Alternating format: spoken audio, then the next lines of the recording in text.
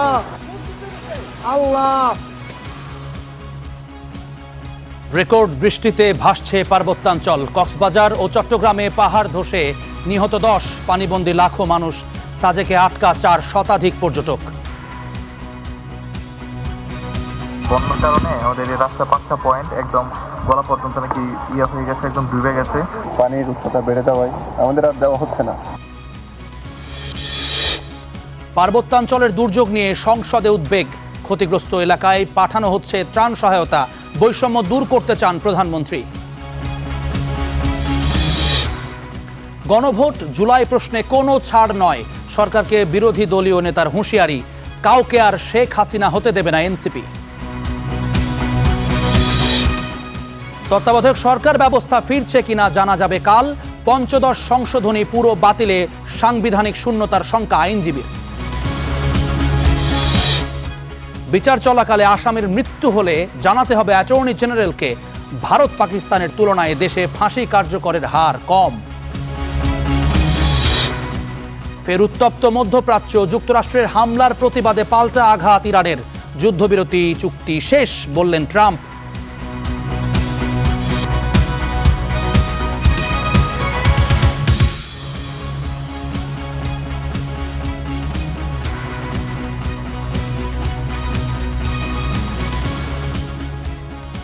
স্বাগত star news প্রাইমে, সঙ্গে আছি আমি জুম্মান সাদিক জ্যাভলিন। দেখছিলেন শিরোনাম। টানা বৃষ্টিতে পাহাড় ধস, 2 জেলায় ঝরল 10 প্রাণ। এর মধ্যে কক্সবাজারের রোহিঙ্গা ক্যাম্পে মাদ্রাসার ওপর ধসে পড়ে পাহাড়। মারা গেছেন অন্তত 8 জন, আটকা পড়েছেন বেশ কয়েকজন। তাদের উদ্ধারে অভিযান চলছে। এছাড়া চট্টগ্রামে আলাদা স্থানে পাহাড় ধসে প্রাণ গেছে 2 শিশুর। কক্সবাজারে উখিয়ার 5 নম্বর রোহিঙ্গা ক্যাম্প। সেখানে ভারী বর্ষণে মাদ্রাসার উপর ধসে পড়ে পাহাড়। চাপা পড়েন শিক্ষার্থীরা। কয়েকদিন ধরেই টানা বর্ষণ, তার উপর পাহাড় কেটে রোহিঙ্গাদের ঝুঁকিপূর্ণ বসবাস। বুধবার বিকেলে হঠাৎ পাহাড় ধস। স্থানীয়রা শুরু করেন উদ্ধার তৎপরতা। পরে যোগ দেয় ফায়ার সার্ভিস। পাওয়া যায় কয়েকজনের মরদেহ। একই দিনে পাহাড় ধসে 2 শিশুর প্রাণ গেছে চট্টগ্রামে। দুপুরে নগরীর চশমাহিল এলাকায় মারা যায় সামিয়া নামে এক শিশু। তার আগে জঙ্গল সরিমপুরে বসতঘরের উপর পাহাড় ধসে 10 মাস বয়সী তানভীরের মৃত্যু হয়। পাহাড়ে ঝুঁকিপূর্ণ বসতিদের সরে যেতে মাইকিং করছে প্রশাসন। Desk report, star news. কক্সবাজারের রোহিঙ্গা ক্যাম্পে পাহাড় ধসের বিষয়ে সবশেষ খবর জানাতে আমাদের সহকর্মী মহিবুল্লাহ মহিব তিনি যুক্ত হচ্ছেন সেখান থেকে। মহিব, একটু জানাবেন আমাদেরকে কি অবস্থা এখন সেখানে? পাহাড় ধসের ঘটনা ঘটেছে, বেশ কিছুটা সময় অতিক্রান্ত হয়েছে, যে উদ্ধার অভিযান সেটির কি অবস্থা? আর কাউকে উদ্ধার করা গেছে কিনা জীবিত বা মৃত অবস্থায়?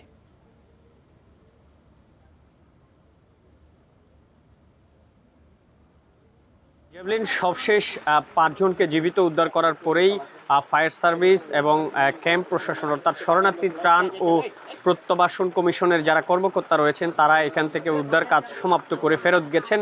এখন পর্যন্ত আসলে 8 জন এই ঘটনায় মারা গিয়েছেন। 4 জনকে ঘটনাস্থলে মৃত অবস্থায় উদ্ধার করা হয়েছে। বাকি 4 জনকে জীবিত উদ্ধার করার পর কক্সবাজার এবং আশেপাশে যে হসপিটালগুলো রয়েছে সেখানে নেওয়ার পথে তাদের মৃত্যু হয়েছে। মোট 8 জনের মৃত্যুর ঘটনা এখানে নিশ্চিত করেছে ক্যাম্প প্রশাসন অর্থাৎ শরণার্থী ত্রাণ ও প্রত্যাবাসন কমিশন। এবং যে 5 জনকে জীবিত উদ্ধার করা হয়েছে তাদেরকে স্থানীয় এবং আশেপাশে যে হসপিটালগুলো রয়েছে সেখানে ভর্তি করা হয়েছে, সেখানে তাদেরকে চিকিৎসা দেওয়া হচ্ছে। সেখানেও 2 জনের অবস্থা আশঙ্কাজনক বলে আমরা শরণার্থী ত্রাণ ও প্রত্যাবাসন কমিশনার মোহাম্মদ মিজানুর রহমানের কাছ থেকে নিশ্চিত হয়েছি। জেভলিন, আপনি হয়তো দেখছেন যে ভয়াবহভাবে ভূমিধসের শিকার হয়েছে এই হেফজখানাটি। এটি মূলত কন্যা শিশুদের যারা হেফজখানা, মূলত তারা এখানে পড়াশোনা করছিলেন। সেই হিসেবে আপনি হয়তো দেখতে পাচ্ছেন যে লন্ডভন্ড করে গিয়েছে মূলত একটি পার্শ্ববর্তী পাহাড়ের যে সীমানা প্রাচীর, সেই দেয়াল সহ পাহাড়টি আসলে এখানে ধসে পড়ে। হেফজখানাটির একটি অংশে ধসে পড়ার পরপরই এখানে 13 জন শিশু চাপা পড়েছিল। তাদেরকে পর্যায়ক্রমে উদ্ধার করে ফায়ার সার্ভিস এবং স্থানীয় যারা রোহিঙ্গা জনগোষ্ঠীর মানুষ রয়েছে তাদের সহায়তায় তাদেরকে উদ্ধার করে বিভিন্ন হসপিটালে নেওয়ার পর সেখানে 4 জনের মৃত্যু হয় এবং ঘটনাস্থল থেকে 4টি শিশুর মরদেহ উদ্ধার করে ফায়ার সার্ভিস এবং স্থানীয়দের সহায়তায়। আমরা হয়তো দেখানোর চেষ্টা করছিলাম যে এখানে ভয়াবহ পরিস্থিতি সৃষ্টি হয়েছে। দেয়ালটি সোজা ধসে এসে আসলে হেফজখানাটির উপরে পড়েছে এবং সেখানে ভয়াবহ চিত্র হয়তো এখানে রয়েছে শিশুদের উপর, যে আসলে কত নির্মমভাবে দেয়ালটি পড়েছে। এখান থেকে আসলে নিহতদের মরদেহ এবং আহতদেরকে উদ্ধার করে হাসপাতালে নেওয়া হয়েছে। জেভলিন, এই ছিল পাহাড় ধসে 8 রোহিঙ্গা শিশুর মৃত্যুর সর্বশেষ খবরাখবর। ধন্যবাদ আপনাকে মুহিব। আমাদের সহকর্মী মুহিব জানাচ্ছিলেন কক্সবাজারের রোহিঙ্গা ক্যাম্পে পাহাড় ধসের খবর। কক্সবাজারে পাহাড় ধসের ঝুঁকিতে 3.5 লাখ মানুষ। একের পর এক দুর্ঘটনা, প্রাণহানির পরও সরতে রাজি নন তারা। তারা চান পুনর্বাসন। ব্যবস্থা নেওয়ার আশ্বাস অবশ্য দিয়েছে প্রশাসন। কক্সবাজার পৌরসভার খাজা মঞ্জিল এলাকা, পাহাড় কেটে অবৈধভাবে গড়ে তোলা হয়েছে কয়েকশো বসত ঘরসহ নানা স্থাপনা। কেউ বসবাস করছেন পাহাড়ের খাদে, কেউ বা খাদের নিচে, আবার কারো বসতি পাহাড় চূড়ায়। গড়েছেন কাঁচা কিংবা আধা পাকা ঘরবাড়ি। একের পর এক পাহাড় ধসে প্রাণহানির ঘটনা জেনেও সরছে না কেউ। আমাদের তো থাকার জায়গা নেই, আর এটাই তো আমাদের বসত বাড়ি এবং কিছুটা থেকে এখানে বড় হয়েছি, তো এটা ছেড়ে আমরা যাবো কোথায়? আমরা যদি সরকার যদি অন্যমিকা যদি এখানে জায়গা দেয় তাহলে আর গদ্দর বানিয়ে দিলে আর যাইতাম। ওদের ঘর বিঠা নাই বলে, জায়গা জমি নাই বলে এই সরকারি পাহাড়ে তারা বসবাস করছেন। একই চিত্র রামু, ঈদগাঁও, উখিয়া, টেকনাফ সহ বিভিন্ন উপজেলায়। প্রশাসনের হিসেবে পাহাড়ের পাদদেশে ঝুঁকিপূর্ণভাবে বসবাস করছে 2 লাখেরও বেশি মানুষ। তাদের মধ্যে আছে রোহিঙ্গারাও। পরিবেশবাদীরা বলছেন, বর্ষা এলে ঝুঁকিপূর্ণ বসতিদের সরে যেতে কেবল মাইকিং করেই দায় সারছে প্রশাসন। এরপর সেই পুরনো চিত্র। তাই থামছে না দুর্ঘটনা, প্রাণহানি। যারা পাহাড়ে ঝুঁকিপূর্ণ বসবাস করছে তারা নিজেরা দায়ী রয়েছে, তার সাথে দায় এড়াতে পারে না বন বিভাগের জমির তারা থাকতেছে, তাদেরকে উচ্ছেদ করা হয় না। অন্যদিকে জেলা প্রশাসনের কিছু পাহাড় শ্রেণীর জমি রয়েছে, খাস জমি, এখানেও তারা দখল করে থাকতেছে, জেলা প্রশাসন থেকে উচ্ছেদ করা হয়নি। যদিও প্রশাসনের দাবি, পাহাড় ধসে প্রাণহানি রোধে সব ধরনের ব্যবস্থা নেওয়া হয়েছে। ঝুঁকিপূর্ণ বসতিদের পুনর্বাসনের আশ্বাস দিলেন জেলা প্রশাসক। তাদেরকে আসলে চিহ্নিত করে সেখান থেকে অপসারণ বা তাদেরকে নিরাপদ স্থানে চলে যাওয়ার জন্য আমরা অনুরোধ করি। পাহাড় ধসের মাধ্যমে কেউ ক্ষতিগ্রস্ত না হয়, কোনো প্রাণহানি ঘটনা না ঘটে, আগেই তাদেরকে নিরাপদে সরে নেওয়ার আমরা পদক্ষেপ নিয়েছি। আমাদের প্রত্যেকটা ক্যাম্পে ডিজাস্টার ম্যানেজমেন্ট কমিটি আছে আমাদের সিএসিদের নেতৃত্বে। আমরা তাদেরকে বর্ষার শুরুতেই সতর্ক করি এবং তারা সবাই প্রস্তুতিমূলক সভা করে। এবারও একইভাবে করেছে। গত 1 দশকে কক্সবাজারে পাহাড় ধসে প্রাণ গেছে শতাধিক মানুষের, যার মধ্যে অনেকেই আছে Rohingya. Desk report, star news. টানা বর্ষণে ডুবেছে পার্বত্যাঞ্চল। প্লাবিত ঘরবাড়ি, সড়ক। খোলা হয়েছে আশ্রয় কেন্দ্র, জারি করা হয়েছে সতর্কতা। সাজেকে আটকা পড়েছেন পর্যটকরা। এছাড়া পানিবন্দী উপকূলীয় বিভিন্ন জেলার নিম্নাঞ্চলও। পাহাড়ি ঢলে সাঙ্গুর ভয়াবহ রূপ। ভাসছে দুকুল, সেই সাথে ডুবছে নিম্নাঞ্চল। বান্দরবান শহরের আর্মিপাড়া, শেরেবাংলা নগর, বালাঘাটা সহ আশপাশের নিচু এলাকা প্লাবিত হয়েছে। পাহাড় ধসে ক্ষতিগ্রস্ত হয়েছে 6টি বসতঘর। খোলা হয়েছে আশ্রয় কেন্দ্র। ঘরবাড়ি ছেড়ে অনেকেই উঠেছেন সেখানে। বিচ্ছিন্ন লামা আলী কদম সড়ক যোগাযোগ। যখন ভারী বর্ষণ হচ্ছিল, আমরা একটা বিকট শব্দ শুনে দেখি পিছন থেকে ভেঙে চলে আসছে। করে একটা অনেক বড় বিকট শব্দ এবং ভেঙে আমার পুরো একটা সাজানো গোছানো বাড়ি, নতুন করছি এটা পুরোটা একদম ভেঙে চুরমার হয়ে গেছে। এখন গতকালকে রাত 10টার দিকে মাটি ধসে একেবারে সম্পূর্ণ ঘর বিধ্বস্ত হয়ে গেছে। প্লাবিত খাগড়াছড়ির দীঘিনালার মেরুং, বোয়ালখালী, কবাখালী সহ 5 ইউনিয়নের নিম্নাঞ্চল। পানিবন্দী কয়েকশো পরিবার। ঘরবাড়ি ছেড়ে শতাধিক পরিবার ঠাঁই নিয়েছে আশ্রয় কেন্দ্রে। তলিয়েছে কবাখালী ও লংগদু সড়ক। এতে বন্ধ সাজেকের সঙ্গে যোগাযোগ। আটকা পড়েছে 461 জন পর্যটক। অনেক পরিবার পানিবন্দী। ইতিমধ্যে অনেকে আমরা আশ্রয় কেন্দ্রে আশ্রয় নিয়েছি। বর্তমানে পানি আরো বাড়তেছে, বাড়ার কারণে দেখা গেছে অনেক বাড়িঘর ডুবে যাচ্ছে। রাঙামাটির বাঘাইছড়ির উগলছড়ি, ব্যাপারীপাড়া, নিউ লাইল্লাঘোনা সহ বেশ কিছু এলাকায়ও পানিবন্দী। বিভিন্ন উপজেলায় 210টি আশ্রয় কেন্দ্র খোলা হয়েছে। আশ্রয় নিয়েছে 7 শতাধিক মানুষ। আজকে 3 দিন হলো সাজেকে আছি। গতকালকে বৃষ্টির জন্য যেতে পারিনি। বাগাইহাটে প্রচন্ড পরিমাণে পানির উচ্চতা বেড়ে যাওয়ায় আমাদের আর দেওয়া হচ্ছে না। রাস্তার বন্যার কারণে আমাদের এই রাস্তার 5টা পয়েন্ট একদম গলা পর্যন্ত নাকি হয়ে গেছে, একদম ডুবে গেছে, যার কারণে আমরা স্কোয়াড আমাদের ক্যান্সেল করা হয়েছে। টানা বৃষ্টিতে কক্সবাজারে অন্তত 50টি গ্রামের অর্ধলক্ষাধিক মানুষ এখন পানিবন্দী। হাটবাজার সড়ক তলিয়ে যাওয়া স্থবির জনজীবন, ঘটেছে পাহাড় ধসের ঘটনাও। খোলা হয়েছে 628টি আশ্রয় কেন্দ্র। পরিস্থিতি মোকাবেলায় গণবিজ্ঞপ্তি জারি করেছে প্রশাসন। কলেজের চারপাশে পানি উঠছে, বিভিন্ন এলাকা ডুবে যাচ্ছে। বেঞ্চ যেগুলো আছে, হাই বেঞ্চ, লো বেঞ্চ, সেগুলো কিন্তু ডুবে। পাহাড়ে যারা অবৈধভাবে বসবাস করছে সবাইকে আমরা নিরাপদে সরে যাওয়ার জন্য অনুরোধ জানাচ্ছি। আমরা আইন শৃঙ্খলা রক্ষাকারী বাহিনীরও সহায়তা নিচ্ছি। পানিবন্দী ভোলার মনপুরার 5টি ইউনিয়নের মানুষ। বাড়িঘর পথঘাট প্লাবিত হওয়ায় বিপাকে পড়েছেন তারা। বৈরী আবহাওয়ার কারণে নোয়াখালীর হাতিয়ায় নৌ চলাচল বন্ধ আছে।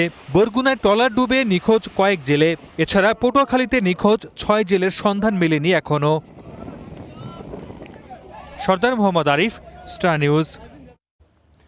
বৃষ্টির পানিতে ভাসছে বন্দর নগরী চট্টগ্রাম। দুদিন ধরে ডুবে আছে সড়ক, বাসাবাড়ি। দুর্বিষহ হয়ে উঠেছে সেখানকার জনজীবন। চট্টগ্রাম কক্সবাজার রুটের ক্ষতিগ্রস্ত রেল লাইন পরিদর্শন করেছেন রেল প্রতিমন্ত্রী। বাতিল করা হয়েছে 4টি ট্রেনের যাত্রা। স্থগিত হয়েছে বোর্ডের এইচএসসির ইংরেজি দ্বিতীয় পত্রের পরীক্ষাও। বৃষ্টিতে জলমগ্ন চারপাশ, পানির নিচে চট্টগ্রাম কক্সবাজার রেল লাইন হয়েছে ক্ষতিগ্রস্ত। সকালে ক্ষতিগ্রস্ত রেল লাইন পরিদর্শনে যান প্রতিমন্ত্রী হাবিবুর রশিদ। সাথে ছিলেন বিভাগীয় কমিশনার, জেলা প্রশাসক, সিটি মেয়র সহ পূর্বাঞ্চল রেলওয়ের ঊর্ধ্বতন কর্মকর্তারা। পরে চট্টগ্রাম কক্সবাজার রেল লাইনের উচ্চতা প্রায় 5 ফুট বাড়ানোর পরিকল্পনার কথা জানান প্রতিমন্ত্রী। রেল লাইন কি পরিমাণ ডুবে যাচ্ছে দেখা যাচ্ছে, কোথাও 2 ফিট, কোথাও 3 ফিট। গভর্নমেন্টের সিদ্ধান্ত ভবিষ্যতে আমরা এটাকে 5 ফিট উচ্চতায় নিয়ে যাব রেল লাইনটাকে, যে কারণে যে আমাদের যদি এরকম প্রাকৃতিক বিপর্যয় ঘটেও সেই ক্ষেত্রেও যাতে আমরা রেল স্বাভাবিক রাখতে পারি। রেল লাইন ডুবে যাওয়ায় কক্সবাজারের সাথে বন্ধ রয়েছে ট্রেন চলাচল। বাতিল করা হয়েছে 4 ট্রেনের যাত্রা। এতে ভোগান্তিতে যাত্রীরা। সরিয়ে নেওয়া হয়েছে আটকা পড়া পর্যটক এক্সপ্রেস। ঢাকা থেকে কমলাপুর থেকে এসেছি চট্টগ্রাম থেকে আবার আমরা কক্সে যাবো। তার মাধ্যমে প্রাকৃতিক দুর্যোগের কারণে খুবই ভোগান্তির মুখে আমরা আছি। যেহেতু মানুষরা ঢাকা থেকে আসছে বা দূর দূরান্ত থেকে অনেকেই আসছে, এখন মাঝ পথে এসে যদি যাইতে না পারে সামনের দিকে, তাহলে তো রেলওয়ে একটা ব্যবস্থা নেওয়া দরকার। যাত্রীর জন্য তো আসলে ভোগান্তি। আমরা চেষ্টা করছি যে যারা আসে তারা তো একটা গন্তব্যে যাওয়ার জন্য আসে, কিন্তু নির্দিষ্ট গন্তব্যে না যেতে পারলে তো অবশ্যই ভোগান্তি থাকবে।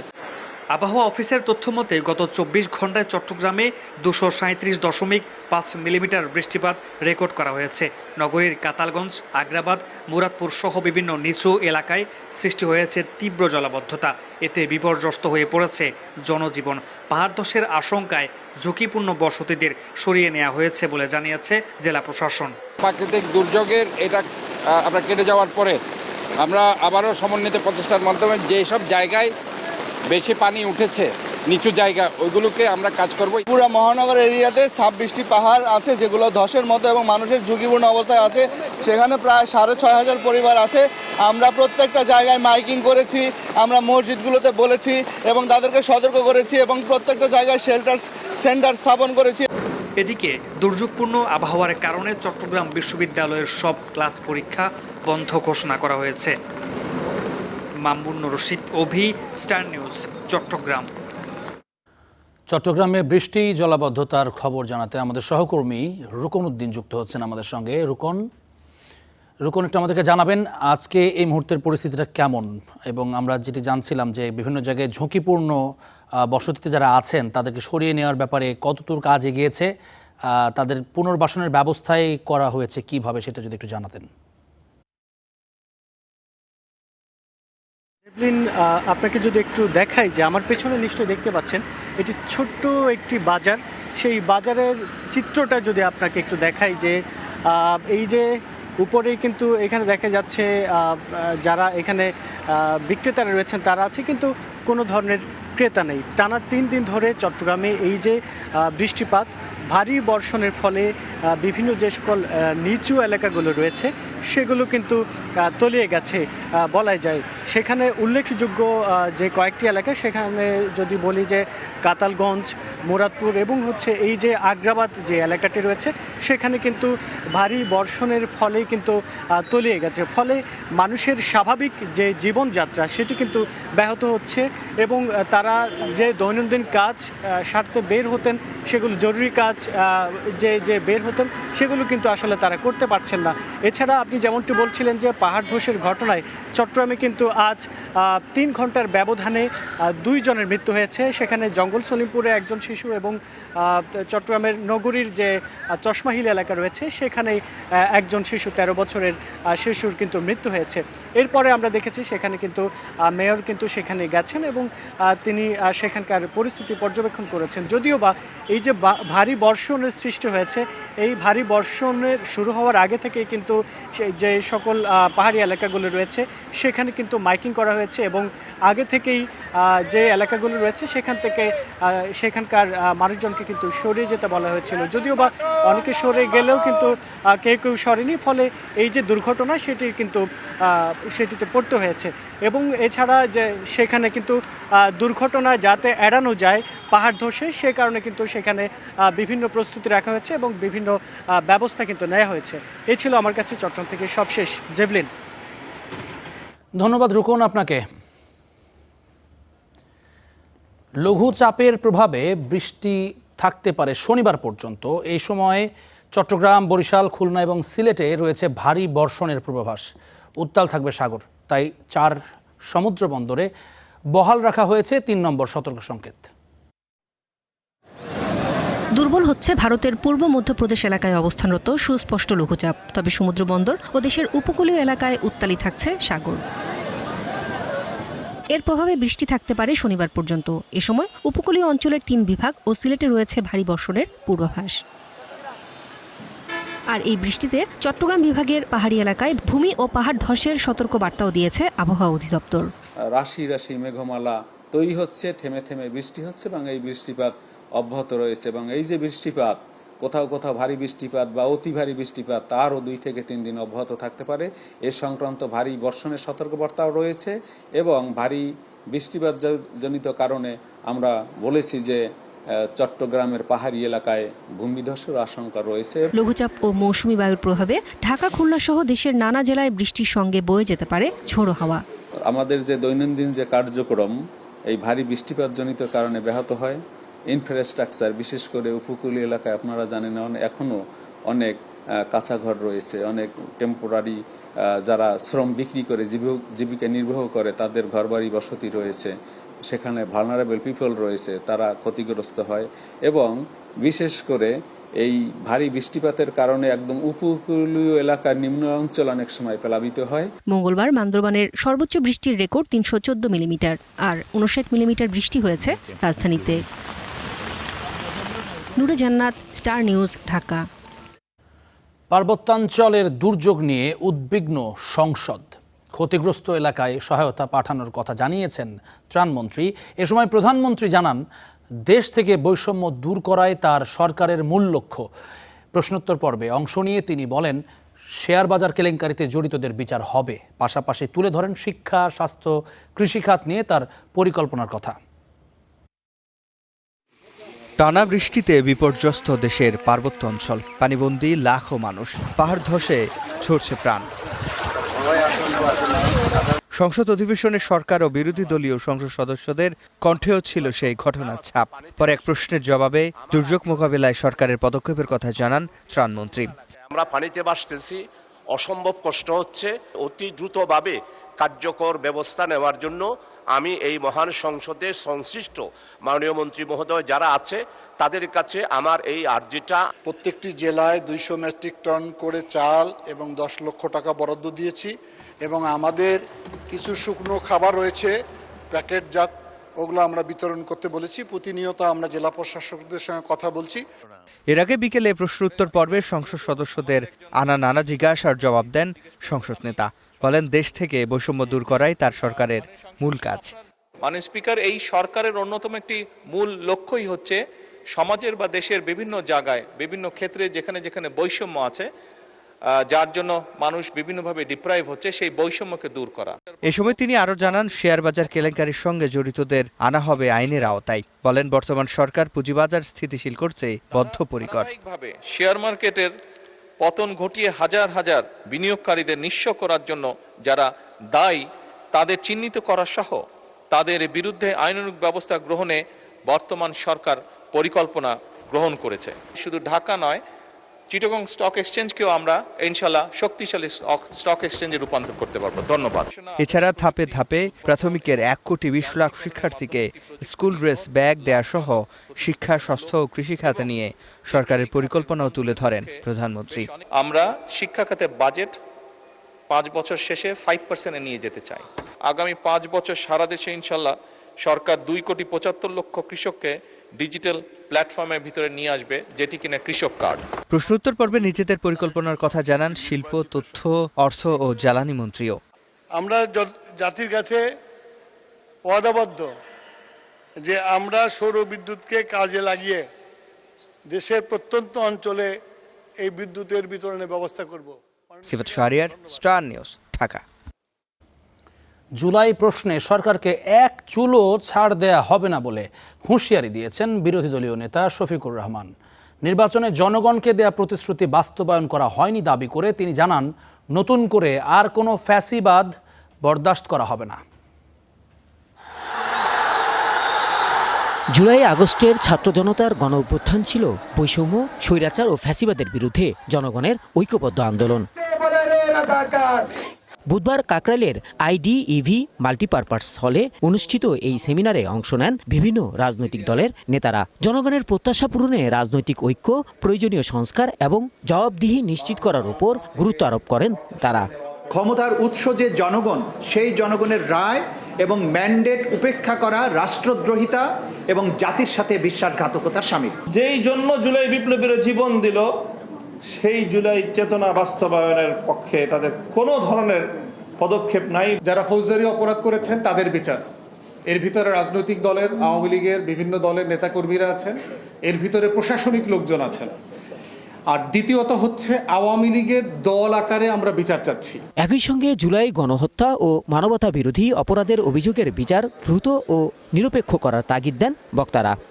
গণভোটের রায় বিএনপি কিন্তু ইচ্ছা করে না মেনে রাজনীতিতে ইচ্ছা করে একটা সংকট তৈরি করেছে। আমরা যখন ঐক্যমত্য কমিশনের আলোচনায় বসি, সেই সময় থেকেই বাংলাদেশ রাষ্ট্রটার কাঙ্ক্ষিত সংস্কারের প্রশ্নে বিএনপি বাদ সাজতে শুরু করে। আপনি চতুর্দিকে শত্রু রেখে দেশ পরিচালনা করতে পারবেন না। আমরা হলাম আপনার প্রকাশ্য শত্রু, যা বলছি মাইকে বলছি, কিন্তু আপনার আশেপাশে যারা আছে তারা হলো অপ্রকাশ্য শত্রু। সরকারের সমালোচনা করে বিরোধী দলীয় নেতা বলেন, সংসদে দাঁড়িয়ে মিথ্যা কথা ও জাতিকে ধোঁকা দিচ্ছে সরকার, আর কোনোভাবেই ফ্যাসিবাদ ফিরতে দেওয়া হবে না বলেও হুঁশিয়ারি দেন তিনি। জনগণের 70% মানুষের দেওয়া এই ভোট বৃথা যাবে না, ইনশাআল্লাহ এটা বাস্তবায়ন হবে। আমরা সংসদের ভিতরে চিৎকার দেব, রাজপথে সমান তালে আমাদের আন্দোলন চলছে, আরও বেগবান হবে দিনের পর দিন। কিন্তু জনগণের অধিকারের ব্যাপারে এক চুল পরিমাণ ছাড় দেওয়া হবে না। বিচার, সংস্কার এবং জনগণের আকাঙ্ক্ষার বাস্তবায়নের মধ্য দিয়েই জুলাই গণ অভ্যুত্থানের প্রকৃত সাফল্য নিশ্চিত করা সম্ভব বলে মত বক্তাদের। Rahman Faiz, Star News, Dhaka. সংসদে মন্ত্রী এমপিরা যা বলেন মাঠের বাস্তবতা তা নয় বলে মন্তব্য করেছেন এনসিপির নেতারা। জুলাই পদযাত্রার তৃতীয় দিনে টাঙ্গাইলের কালিহাতী ও ভুয়াপুরে পথসভা করেন তারা। বিদ্যুৎ সংকট নিরসন সহ আইন শৃঙ্খলা পরিস্থিতি নিয়ন্ত্রণের দাবি জানান নেতারা। এনসিপির তৃতীয় দিনের পদযাত্রা টাঙ্গাইলের কালিহাতীর কলেজ মোড় থেকে শুরু হয় কর্মসূচি। পরে বাস স্ট্যান্ডে গিয়ে পথসভায় অংশ নেন নেতারা। পথসভায় সাজদিস আলম বলেন, সংসদে মন্ত্রী এমপিদের কথায় দেশে কোনো সংকট নেই বলে মনে হয়, তবে মাঠের বাস্তবতা ভিন্ন বলে দাবি করেন তিনি। কথা বলেন পুশিন ইস্যুতে। সংসদে শুধুমাত্র লোক দেখানো কথা না বলে আমাদের ঘরে ঘরে আমাদেরকে বিদ্যুৎ নিশ্চিত করতে হবে। আমরা জানি আমাদের এই অভ্যুত্থানে আমাদের জামাতের ভাইরা, বিএনপির ভাইরা, আরো অন্যান্য অনেক দলের সহযোদ্ধা ছিলেন, কিন্তু আমরা শুধু একটা কথা বলতে চাই, আমরা আগামীর বাংলাদেশে আর নতুন করে কাউকে শেখ হাসিনা হইতে দিব না। বক্তব্য রাখেন সারোয়ার তুষার। তিনি বিদ্যুৎ সংকট নিরসনের দাবি জানান। সে সাথে আইন শৃঙ্খলা পরিস্থিতিও তুলে ধরেন তিনি। আইন শৃঙ্খলা পরিস্থিতির অবস্থা খারাপ, দ্রব্যমূল্যের ঊর্ধ্বগতি, বিদ্যুৎ নাই, কারেন্ট নাই, চাকরি নাই, কোনো কিছু নাই। তারেক রহমান যদি মনে করেন উনি শুধু হেসে হেসে সরকার পরিচালনা করবেন, উনার মিষ্টি কথায় আমরা সবাই সবকিছু ভুলে যাব, এই জিনিস হতে যাচ্ছে না। পরে টাঙ্গাইলের ভূঁইয়াপুরে পথসভা করেন এনসিপির নেতারা। Desk report, star news. July অভ্যুত্থানে যুবদলের ৭৮ নেতাকর্মী শহীদ হয়েছেন বলে জানিয়েছেন সংগঠনটির সভাপতি আব্দুল মোনায়েম মুন্না। এ সময় তিনি আরও জানান, সুনাম ধরে রাখতে আদর্শ পরিপন্থী কর্মকাণ্ডের কারণে সারা দেশে ৩০০ নেতাকর্মী বহিষ্কারের দৃষ্টান্ত স্থাপন করেছে তারা। ২৪-এর উত্তাল জুলাই, ১৭ বছরের কর্তৃত্ববাদী সরকারের পতনে ছাত্র জনতার নেতৃত্বে মাঠে নামে বিভিন্ন রাজনৈতিক দল ও অঙ্গ সংগঠনের নেতারা। বুধবার জাতীয়তাবাদী যুবদলের সংবাদ সম্মেলনে উঠে আসে ফ্যাসিবাদী শাসনের অবসান ঘটাতে যুবদলের ভূমিকার কথা। আন্দোলনকে চূড়ান্ত পর্যায়ে উন্নীত করতে জাতীয়তাবাদী যুবদলের ৭৮ জন নেতাকর্মী শহীদ হয়েছেন, শত শত নেতাকর্মী পঙ্গুত্ব বরণ করেছেন, হাজার হাজার নেতাকর্মী রক্তাক্ত হয়েছেন। এ সময় দলটির সভাপতি বলেন, দলের সুনাম ও শৃঙ্খলা রক্ষার্থে ৩০০ জন নেতাকর্মীকে বহিষ্কার করা হয়েছে। জাতীয়তাবাদী যুবদল সবসময় সুশৃঙ্খল ও আদর্শিক রাজনৈতিক চর্চায় বিশ্বাসী এবং কোনো ধরনের বেআইনি, অনৈতিক ও সন্ত্রাসী কার্যকলাপকে প্রশ্রয় দেয় না। সংগঠনের আদর্শ পরিপন্থী কর্মকাণ্ডের প্রেক্ষাপটে জাতীয়তাবাদী যুবদল কেন্দ্রীয় নির্বাহী কমিটি কর্তৃক ইতিমধ্যে সারা বাংলাদেশে প্রায় ৩০০ জনের মতো নেতাকর্মীকে বহিষ্কার করার মাধ্যমে সাংগঠনিক শাস্তির আওতায় আনা হয়েছে। এ সময় নানা ইস্যুতে প্রশ্নের জবাবে নেতারা জানান, কোনো ব্যক্তি বা গোষ্ঠীর বেআইনি কর্মকাণ্ডের দায় যুবদল নেবে না। সম্মেলন আয়োজন করা হয়েছে। Zisan Ahmed, Star News, Dhaka. জুলাই আন্দোলনের প্রধান লক্ষ্যই ছিল শেখ হাসিনার পতন। জগন্নাথ বিশ্ববিদ্যালয়ে মনন জুলাই অনুষ্ঠানে যোগ দিয়ে একথা জানিয়েছেন প্রধানমন্ত্রীর তথ্য উপদেষ্টা। এ সময় অন্য বক্তারা বলেন, জুলাই শিখিয়েছে কিভাবে রক্ষা করতে হয় মানচিত্র। ২৪-এর গণ অভ্যুত্থানের স্মৃতি ও চেতনা ধারণ করার প্রত্যয়ে জগন্নাথ বিশ্ববিদ্যালয়ের আয়োজন মননে জুলাই। এতে যোগ দিয়ে প্রধানমন্ত্রী তথ্য উপদেষ্টা জানান, রাজনৈতিক অধিকার ও গণতান্ত্রিক দেশের প্রত্যাশায় হয়েছিল সেই আন্দোলন। জুলাইয়ের একমাত্র চাওয়াই ছিল শেখ হাসিনার বিদায়। একটা গণতান্ত্রিক বাংলাদেশ লাগবে। শেখ হাসিনার অপরাধ ছিল উনি আমাদের গণতান্ত্রিক অধিকার নষ্ট করেছেন। কেউ চেয়েছিল এটাকে একটা ইসলামিক রিপাবলিক বানাবেন, কেউ মনে করেছেন এটাকে বিপ্লব নাম দিয়ে সংবিধান স্থগিত করে একটা বিপ্লবী সরকার টরকার করে দেশ দখল করে ফেলবো। কারো কারো চিন্তা ছিল সংবিধান নতুন করে লিখবো, নানান কিছু। কিন্তু আমরা কাজ করব আসলে একটাকে নিয়ে, একটা হচ্ছে শেখ হাসিনার পতন এবং একটা গণতান্ত্রিক বাংলাদেশ তৈরি। ১.৫ যুগেরও বেশি সময় ধরে চলা মানবাধিকার লঙ্ঘনে দেয়ালে পিঠ থেকে যাওয়াতে শুরু হয় জুলাই আন্দোলনের। সে সময় শুধু রাজনীতিবিদ, সাংবাদিক নন, গুম হয়েছিল পুরো দেশ। যতদিন আমরা থাকবো, যতদিন এই ভাইয়েরা থাকবে, যতদিন আমরা এই ভাই বোনরা বেঁচে থাকবো, বাংলাদেশ থাকবে, যতদিন জুলাই থাকবে, ততদিন এই বাংলার মাটিতে ওই নিষিদ্ধ সংগঠনের কোনো জায়গা হবে না। এই দেশের মানচিত্রকে, এই দেশকে অন্যের কাছে জিম্মি রেখে সেই জিম্মি হওয়া দেশে যারা গোলাম হিসাবে ছিল তারা বাংলাদেশকে ভালোবাসে নাই। শহীদদের রক্তের ঋণ শোধ, সাম্য ও গণতান্ত্রিক দেশ বিনির্মাণে জুলাইয়ের চেতনাকে ধারণ করেই আগামীর পথ চলার প্রত্যয় জানান বক্তারা। শাহানুর ইসলাম, স্টার নিউজ, ঢাকা। দেখছেন স্টার নিউজ প্রাইম, ফিরছে একটু পরেই।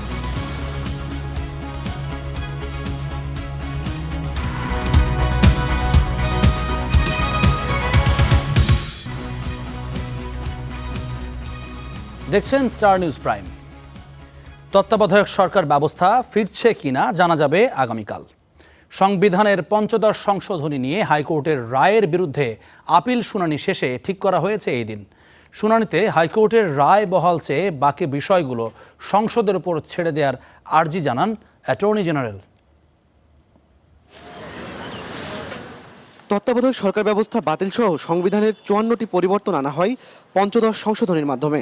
5 আগস্ট গণ অভ্যুত্থানে শেখ হাসিনা পালিয়ে যাওয়ার পর হাইকোর্টে এই সংশোধনী চ্যালেঞ্জ করে রিট করেন সুজন সম্পাদক সহ 3 জন। পরে তত্ত্বাবধায়ক সরকার গণভোটের বিধান বাতিল সহ বেশ কিছু সংশোধনী অবৈধ ঘোষণা করে রায় দেন হাইকোর্ট। তবে পুরো পঞ্চদশ সংশোধনী বাতিল না করে অন্য বিধানগুলো পরবর্তী সংসদের উপর ছেড়ে দেওয়া হয় সেই রায়ে। পরে রায়ের বিরুদ্ধে আপিল করেন রিটকারীরা। সেই পঞ্চদশ সংশোধনীর বৈধতা নিয়েই আপিল বিভাগে চলছে আইনি লড়াই। বুধবার রাষ্ট্রপক্ষের শুনানি শেষে বৃহস্পতিবার রায়ের জন্য দিন ধার্য করেন প্রধান বিচারপতির নেতৃত্বাধীন আপিল বিভাগ। শুনানিতে কিছু অংশ সংশোধন চেয়ে বাকি বিষয়গুলো সংসদের উপর ছেড়ে দেওয়ার আর্জি জানিয়েছেন অ্যাটর্নি জেনারেল। কাঠামোর মধ্যে থেকে ইতিপূর্বেকার সংবিধানের মৌলিক কাঠামো পরিপন্থী কোনো যদি সংশোধনী হয়, কোনো বিধান সংযুক্ত করা হয়, তাহলে বাতিল করার যে বিধান এবং যে রায় ইতিপূর্বে প্রচারিত হয়েছে আমরা সেটাও বলেছি। আবার অ্যাট দ্য সেম টাইম সংবিধান বহির্ভূত যদি কোনো প্রভিশন যদি পঞ্চদশ সংশোধনীর মধ্যে থেকে থাকে, সেটিও পূর্বের রায়ের নজিরের আলোকে সেগুলো বাতিল চেয়েছি। আপিল শুনানিতে জামায়াতের আইনজীবী শিশির মনির বলেন, আদালতের কাজ আইন প্রণয়ন নয়, তাই যেসব বিধান সংবিধানের মৌলিক কাঠামোর সঙ্গে সাংঘর্ষিক শুধু সেগুলো বাতিল করে বাকি বিষয় সংসদের উপর ছেড়ে দেওয়া উচিত। তবে পুরো সংশোধনী বাতিল চেয়েছেন আরেক আপিলকারী সুজন সম্পাদক বদিউল আলম মজুমদারের আইনজীবী। আমরা এক্সপেক্ট করি আমাদের আপিল বিভাগ রিজনেবল সিদ্ধান্ত নেবেন এবং আমরা এক্সপেক্ট করি এটা এন্টায়ারিটি ডিক্লেয়ার করবেন না আনকনস্টিটিউশনাল, শুধু ওই অংশটুকু করবেন যে অংশটুকু আদালতের কাজ বলে আমরা মনে করছি। একদলীয় শাসন ব্যবস্থা এবং বাকশাল, এটা তো চতুর্থ সংশোধনীর মাধ্যমে প্রবর্তিত হয়েছিল। তো যদি পঞ্চদশ সংশোধনী পুরোটা বাতিল হয় তাহলে ওই বিধানটা সংবিধানে ফিরে আসবে। তো সেই ব্যাপারেও আদালত একটা সুরক্ষা দিতে পারেন। 2025 সালের ডিসেম্বরে তৎকালীন প্রধান বিচারপতি সৈয়দ রেফাত আহমেদের নেতৃত্বাধীন আপিল বেঞ্চে শুরু হয় এই শুনানি। তবে নির্বাচনের আগে প্রশ্নবিদ্ধ রায় দেয়া যাবে না জানিয়ে মুলতবি ছিল শুনানি। ইমন মাহমুদ, স্টার নিউজ, ঢাকা। শিশু ধর্ষণ হত্যার বিচার চলার সময় আসামির মৃত্যু হলে সেই তথ্য অ্যাটর্নি জেনারেলের কার্যালয়কে জানাতে চিঠি দেয়া হয়েছে কারা মহাপরিদর্শককে। সম্প্রতি আসামি মৃত্যুর পরও একটি হত্যা মামলার রায় ঘোষণার পর তৈরি হয় জটিলতা। সেই প্রেক্ষিতেই দেয়া হয়েছে এই চিঠি। এ নিয়ে কাজ চলছে বলেও জানিয়েছে কারা অধিদপ্তর অফিস। আসামির মৃত্যু হলে বিচার চলার বিধান নেই ফৌজদারি আইনে। তবে সম্প্রতি শেরপুরে 2013 সালে 8 বছর বয়সী গারো শিশু ধর্ষণ হত্যায় অভিযুক্ত কান্তি মারাকের মৃত্যুদণ্ড বহাল রেখে রায় দেন হাইকোর্টের বিশেষ বেঞ্চ। পরে সামনে আসে 2021 সালে কাশিমপুর হাই সিকিউরিটি কারাগারে ওই ব্যক্তির মারা যাওয়ার তথ্য। বিচারিক প্রক্রিয়ায় এই যোগাযোগ ঘাটতি নিয়ে তখন প্রতিবেদন করেছিল স্টার নিউজ। এ নিয়ে রাষ্ট্রপক্ষ বলছে যে আসামির মৃত্যুর খবর তাদের জানা ছিল না। এবার সে ঘাটতি কাটাতে উদ্যোগ নিয়েছে অ্যাটর্নি জেনারেল কার্যালয়। মামলা বিচারাধীন অবস্থায় মৃত্যুদণ্ডপ্রাপ্ত বন্দীর মৃত্যু হলে মৃত্যু সনদ সহ ওই তথ্য জানাতে কারা মহাপরিদর্শককে চিঠি দিয়েছেন অ্যাটর্নি জেনারেল। কারণ কোনো ব্যক্তি যদি মৃত্যু স্বাদ গ্রহণ করেন, তার পক্ষে তো সেই আপিলের রায় সাজা কি হলো না হলো তার কোনো গুরুত্ব নেই। আমরা বলে এটা অ্যাবেটেড হয়ে যায়। যোগাযোগ ত্রুটির কথা স্বীকার করে এ বিষয় নিয়ে কাজ করার কথা জানিয়েছেন কারা মহাপরিদর্শক। আমরা ডেফিনেটলি কাজ করব। এটা তো আসলে অনেক পুরনো ঘটনা, যেটা হয়েছে যে একটা সিস্টেমেটিক মিস্টেক হয়েছে। সংশ্লিষ্টরা বলছেন, মৃত্যুদণ্ডপ্রাপ্ত বন্দীদের মৃত্যুর তথ্য আদান প্রদানে সমন্বিত নোটিফিকেশন ব্যবস্থা চালু হলে ভবিষ্যতে কান্তি মারাকের মতো ঘটনার পুনরাবৃত্তি হবে না। ইমন মাহমুদ, স্টার নিউজ, ঢাকা। উপমহাদেশে মৃত্যুদণ্ডের বিধান বহাল থাকলেও ফাঁসি কার্যকরের হার তুলনামূলকভাবে কম। ভারত পাকিস্তানের তুলনায় বাংলাদেশে এই হার অনেকটাই কম। দীর্ঘ বিচার প্রক্রিয়া ও উচ্চ আদালতে আপিলের কারণেই অধিকাংশ ক্ষেত্রে মৃত্যুদণ্ড কার্যকর হতে সময় লাগে বহু বছর। এদিকে উপমহাদেশে এই পর্যন্ত নারী অপরাধীর ফাঁসি কার্যকরী হয়নি।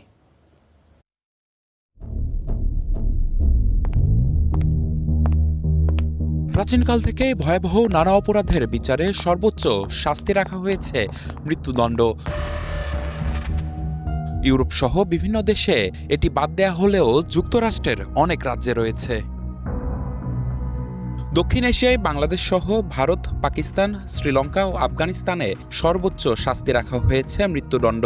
তবে বিচারে দণ্ড দেয়া হলেও সেটি কার্যকরের নজির অনেক কম। পরিসংখ্যান বলছে ভারতে গেল আড়াই দশকে মাত্র 8 জনের ফাঁসি কার্যকর করা হয়েছে। গেল 50 বছরে নজির নেই শ্রীলঙ্কায়। পাকিস্তানে অবশ্য 25 বছরে ফাঁসি কার্যকরের সংখ্যা 500-র বেশি।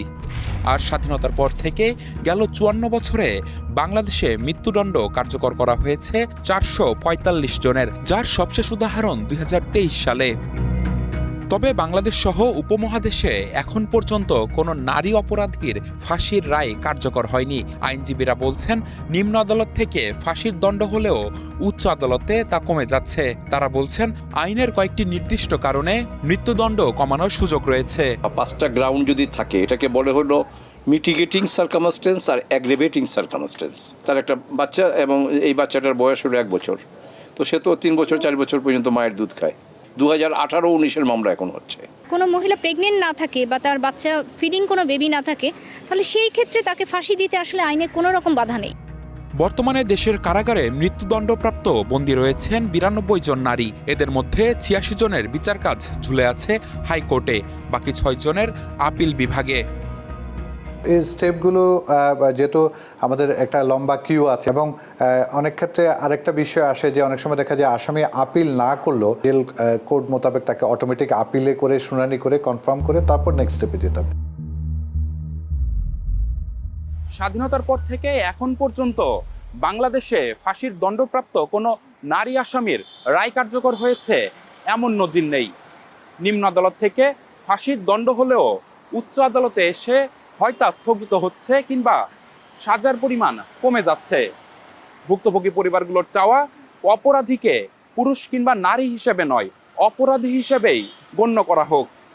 নিবিড় সাহা, স্টার নিউজ, ঢাকা। জাতীয় নির্বাচনের অভিজ্ঞতা স্থানীয় সরকারের ভোটে কাজে লাগাতে চায় ইসি।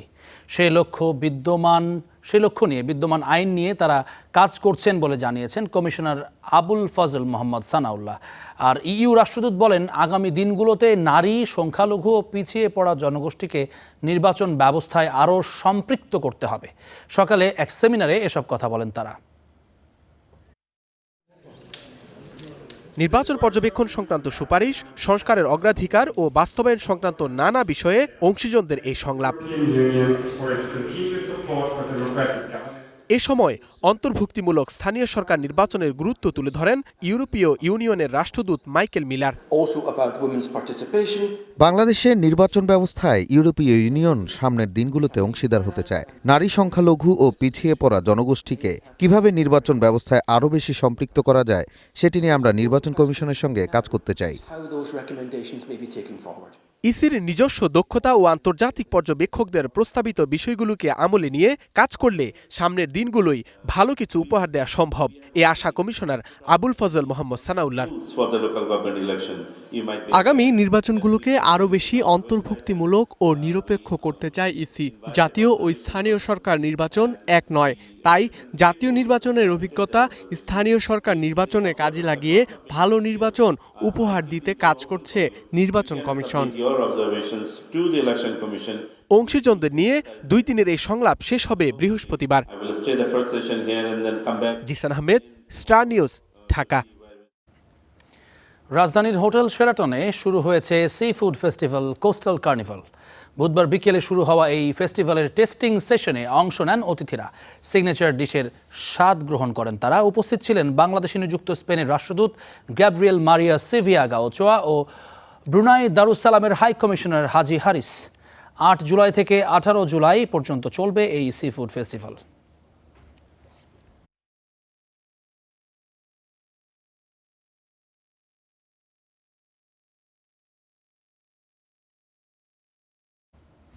দেখছেন স্টার নিউজ প্রাইম, ফিরছে একটু পরেই।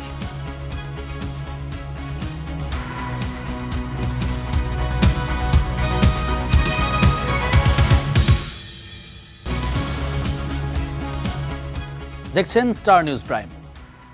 ফের উত্তপ্ত মধ্যপ্রাচ্য। ইরান ও যুক্তরাষ্ট্রের মধ্যে পাল্টাপাল্টি হামলার জেরে যুদ্ধবিরতি চুক্তি শেষ হয়ে গেছে বলে জানিয়েছেন প্রেসিডেন্ট ট্রাম্প।